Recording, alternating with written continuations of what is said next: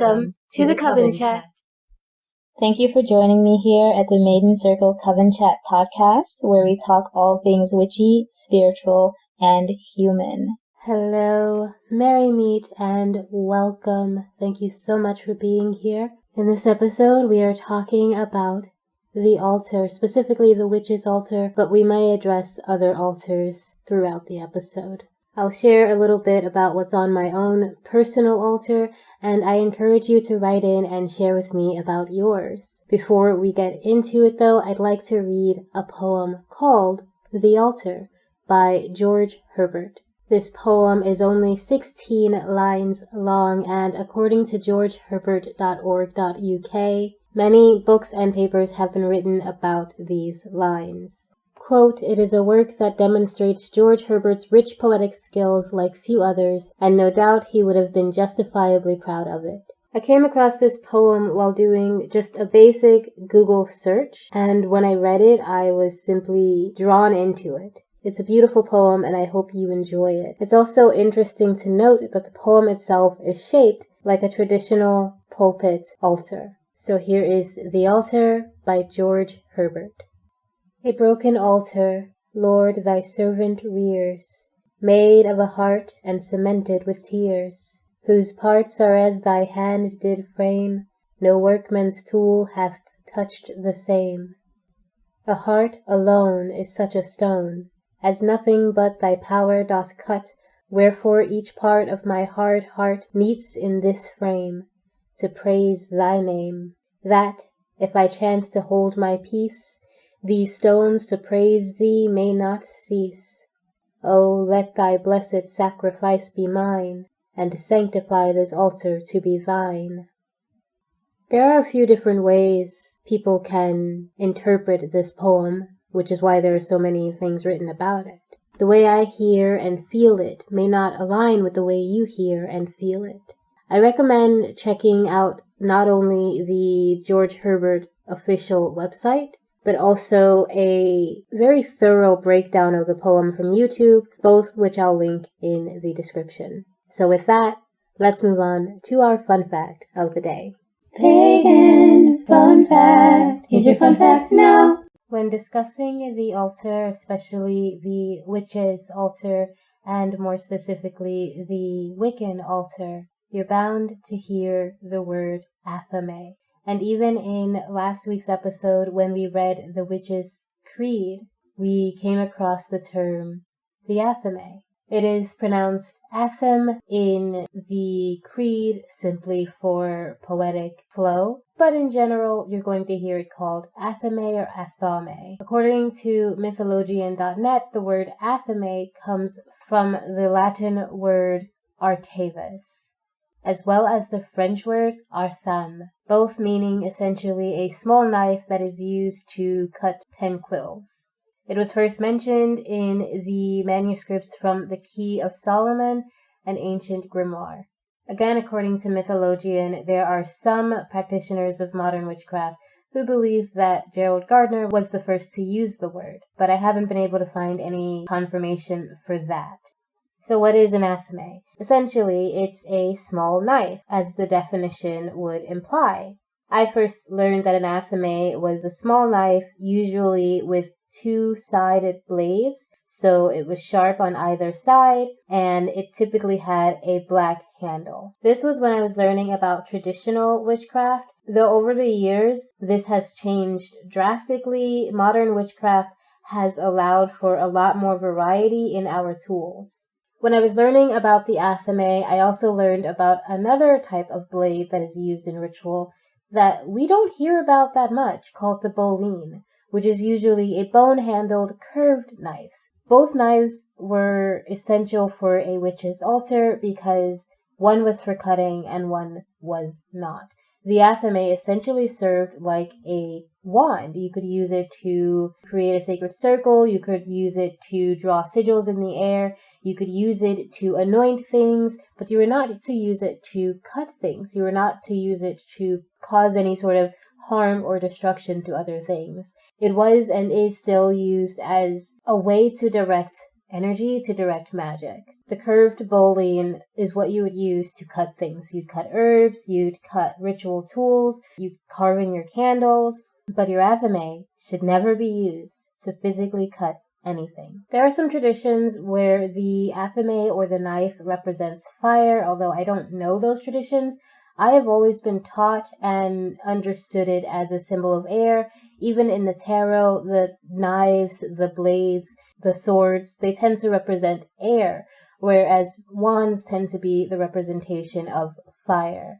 So I don't know which traditions consider the athame as a symbol of fire. For my purposes and in my practice, it always represents air. It represents creativity, it represents thought, and of course it is used to draw things in the air. It's used to create your sacred circle by drawing a circle in the air, drawing sigils in the air.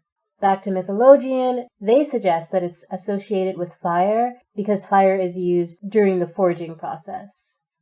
In many rituals, the athame is put inside of the chalice as a symbol of the great rite or the great mating of the masculine and feminine, as the wand and the athame or the blade tend to represent masculine energy, and the pentacle and the chalice or the cup tend to represent the feminine energy. When you put them together, you're essentially having a union. This represents the bonding of masculine and feminine, as well as the creation that comes from that bonding. New birth, new life, new beginnings. The athame's double blades represent duality between opposing energies, which does include both masculine and feminine on its own. The athame is known as a tool of the will. So whatever you will, you would infuse your athame with it and then project it outwardly using the knife. It's a very cool tool. I'll be talking about my own athame as well as my other tools and the other things on my altar in our next session, but I just figured since we did mention it in the Witch's Creed and it is an altar tool, it would be a good sort of transitional fun fact between this and last week's episode, because I would like some of our episodes to have some sort of cohesive connection. So if you enjoyed this fun fact and you have some fun facts of your own, feel free to send them in, and I will link this site in our show notes. Thank you so much. Let's move on to this episode's musing. So, altars. I got one. In fact, many religions around the world use altars. You can find altars in Christian churches, in Jewish mosques, in Buddhist temples. You can find altars all over the world in almost every religion. It is simply a surface, whether that's a desk, a table, a slab of wood, or stone. It is a place of worship. A long time ago, when we started having religious experiences, we being humans, we started going into places like clearings or fairy circles, places that seemed to have higher spiritual energy, and we treated them as such. We treated them as sacred spaces. And in those spaces, we would place things like sacrifices, we would place stones, crystals, offerings to the divine, whatever the religion or the belief called for, that's what we did. That idea of a religious space where we would leave our offerings and make our prayers became over the years more of a specific setup, a table perhaps, or a pulpit, a standing altar where you can give speeches. But then we come to today, where everyone and their grandmother has an altar in her house. Whether it is a table full of little baby Jesuses and crosses and saints and angels, or it is a witchy altar with crystals and animal parts and a billion candles. Altars are becoming more and more acceptable. When I was younger, many people I knew who had an altar in their home would hide it when guests came over. And the only reason I knew about it was because I was a spiritual person. I started this practice when I was around 12 years old. So as a teenager, I met a lot of my friends and their parents who had secret altars. Even people who, in our small town in Mississippi, were known to be very religious in the Christian sense, their bookshelves were full of witchy stories, witchy books, things about crystals, things about the zodiac, books about astronomy and astrology. And of course, they had their own little altars, usually either hidden in plain sight or hidden somewhere where guests didn't typically go. Nowadays, however, it's so easy to walk into someone's house and their altar is right in the living room, right in front of us.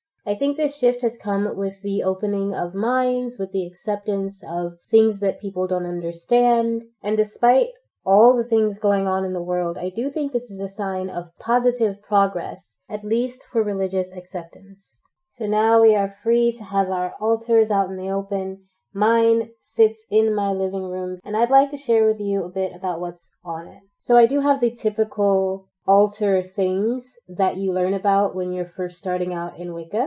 I have an athame, as we mentioned in our pagan fun fact. I have a representation of each element, that is air, fire, water, and earth.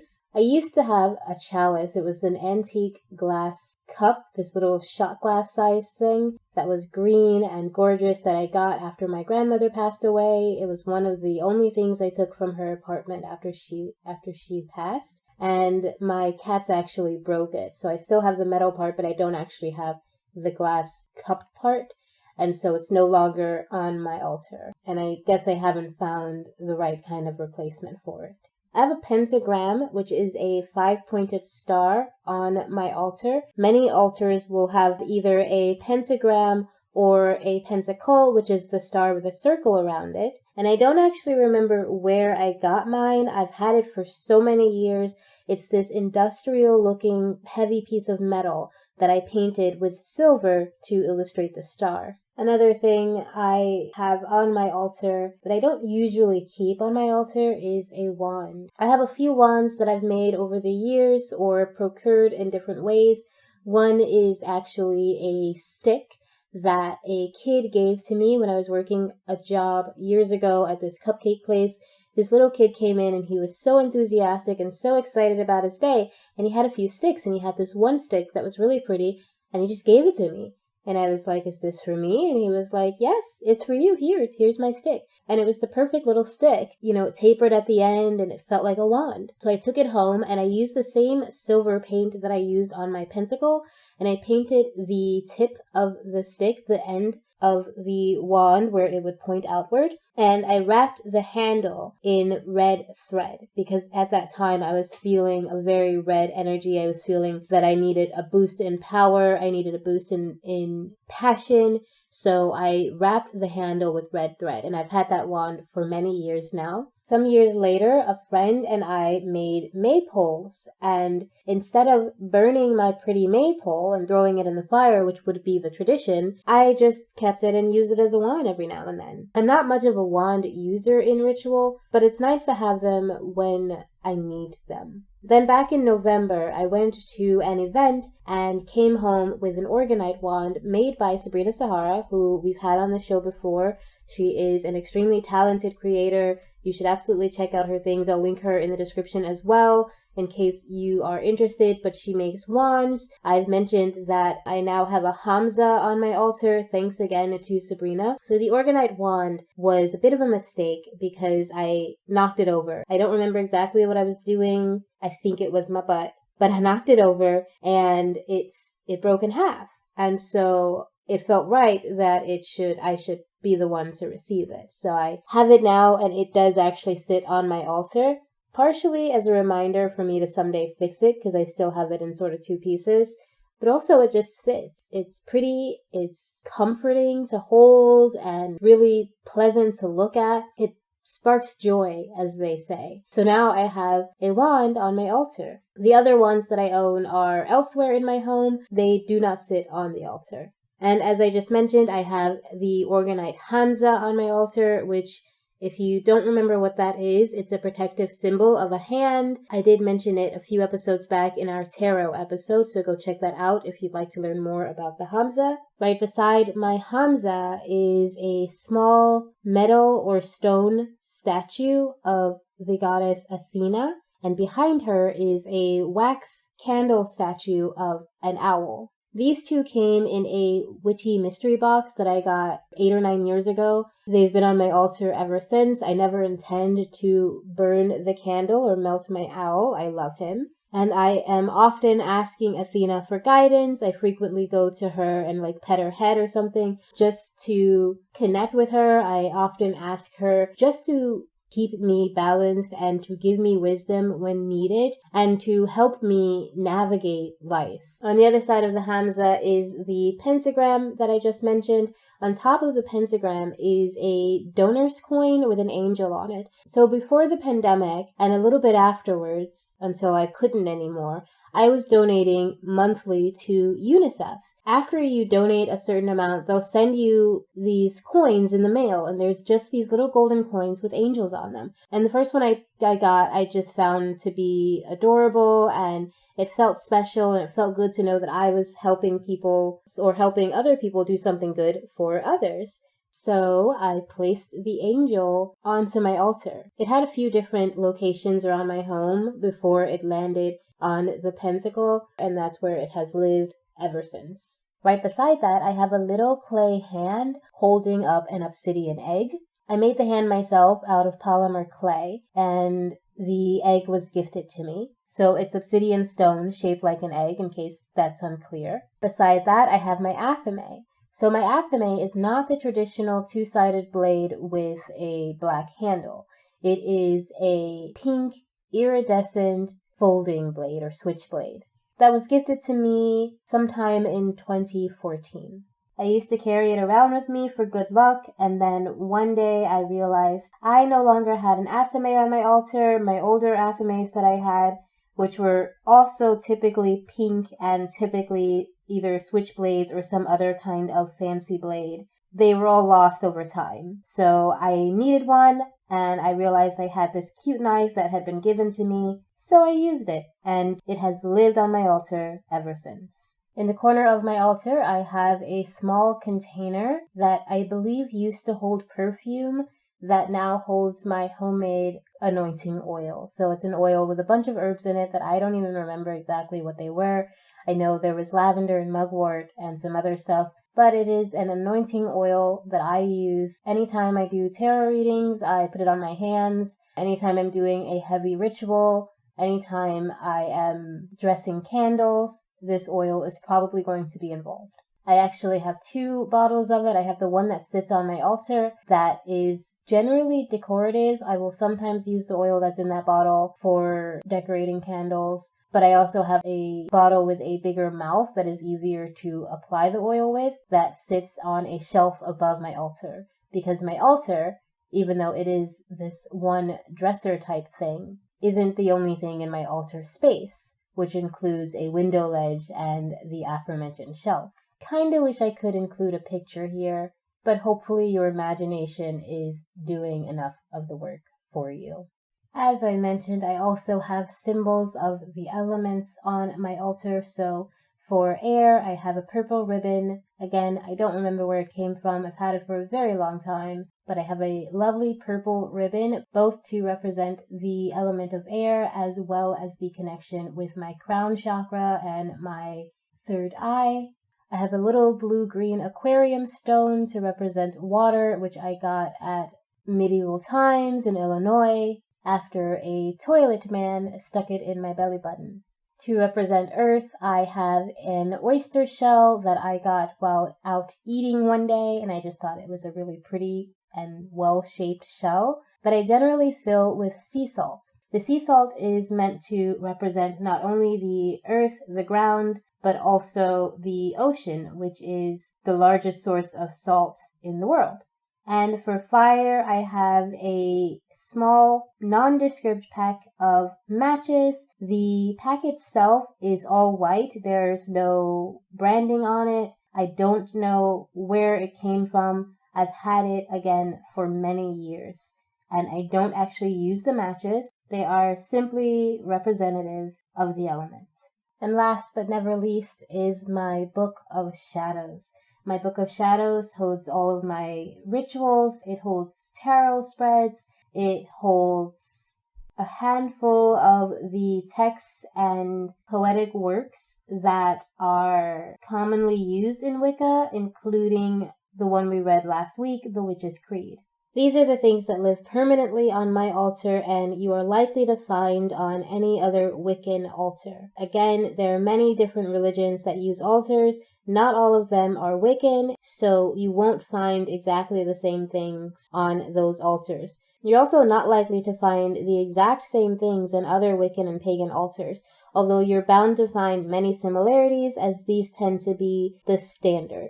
That is, again, the pentacle, the athame, the chalice, the wand, and the symbols of the elements, as well as the Book of Shadows. These are things you're most likely going to find on a pagan witchy altar. Of course, over the years, my altar has changed up at different times and will probably change again, as at different life stages, we have different needs and different things that we wish to showcase and that we wish to honor and hold on to. Whatever you have on your altar, make sure that it's true to you. Make sure that you are only adding it because it matters, because it means something to you, and not just because someone says it should be there. It's so important to trust our instincts on this spiritual journey. Ultimately, your altar is meant to represent you, your path, and your practice. No one else can tell you how to do that. No one else can tell you what's right or wrong. Not me, not some gurus, no one. Your journey is your own, your path is your own, your power is your own. May it always be that way. Thank you so much for listening to today's episode. I hope you enjoyed it. Please feel free to send me messages, pictures on social media, link me to your altars. I want to see them. I love looking at altars. Sometimes I just scroll the internet looking at and looking for other altars. I love going to gatherings and rituals and seeing the altar set up for that. Group altars are so different and exciting from personal altars. I love them all, and I'm so glad to live in a world now where so many of us are able to have our altars out in the open and be proud. So that's it for today's musing. I do hope you enjoyed this brief tour of my altar. I look forward to hearing from you. Let's move on to our divination of the day. Today we are using the Soul Healing Oracle. I don't intend to use any clarifiers, but if I must, I will use the Gilded Tarot as usual. Just as a quick side note, you might hear my cat snoring in the background. It's really cute, so if you hear it, count yourself very blessed. So here we go. We have the Pact, a promise, trust, a contract. We have Selkie Spirit, timelessness, immortality, detachment. We have the Shadows of the Soul, shadow work, secrets, hidden truths. We have soul messages, messages from your ancestors, higher knowing, messages from the divine.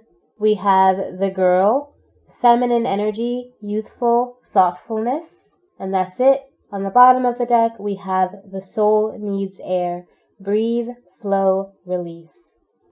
So for whoever this is for, it's a sort of specific message. With the Pact and Selkie Spirit coming out side by side, it gives me the vibe of something that involves past lives. A promise that was made, a decision that was made, a karmic response. There's just something from your past life that is affecting your life now in this incarnation. These are followed by the Shadows of the Soul, which are 22-4. So it's a obvious progression. And if you remember me mentioning angel numbers in the past, 22 and 4 are often together. They're practically the same thing.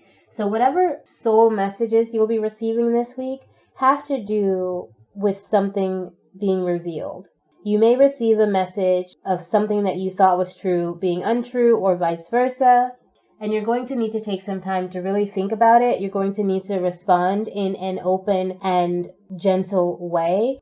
This isn't something for you to make any immediate decisions on, especially when we have the Soul Needs Air here as well. You know, it doesn't have to be a past life. It could have been just in your past. There was a contract that you signed, or a promise that you made or someone else made that you maybe forgot about. Maybe it just isn't in your brain at this time, and then it shows up. Something about it is revealed to either be true or untrue, whichever is the opposite to what you thought it was in the first place. And you're being asked to step back, take some time to yourself, to really slowly make the decision on how to respond before you jump at answering the message. There's also this idea that there's something you need to let go of. So if there is something from your past or your past life that shows up and has been weighing on you, this is a time for you to be able to let it go. This is coming through now because now you're ready to let it go. Maybe it's something that happened years ago and you've been holding a grudge or, just trying not to think about it, avoiding it, but it still brings up these negative feelings for you. And this is now an opportunity being presented to you to release whatever that is, that grudge, anger, sadness, fear, negative self-talk, whatever it is. It's time to release it, time to step back, time to really think about how you want to approach the situation before you do. This may be a week of inaction, of just having something revealed to you, having something expressed to you. For some people, in a very specific story, this is, you had a contract in your past life to connect with someone or to do something in this life. Now you're receiving a message saying this is the time to do it, or even a message saying you can't do it because there are energies that are trying to stop you from creating the success. Your advice, I think, is simply to hear it, listen to the message, receive it, think about it. Slowly take your time, let go of any preconceived notions, let go of grudges, let go of anything that's going to color how you respond to this other than what your soul is telling you to do. Let go of the mental so that your spirit can actually act and speak on your behalf. Because whenever I see the pact, I never feel like it's this negative thing. Although, again, shadows of the soul and soul messages is just sort of telling me that something is about to be revealed to you. Something that maybe was hidden from you, a secret, or it simply wasn't what you thought it was. So that's it for our very brief message today. I do hope this resonated. I hope it made some sense.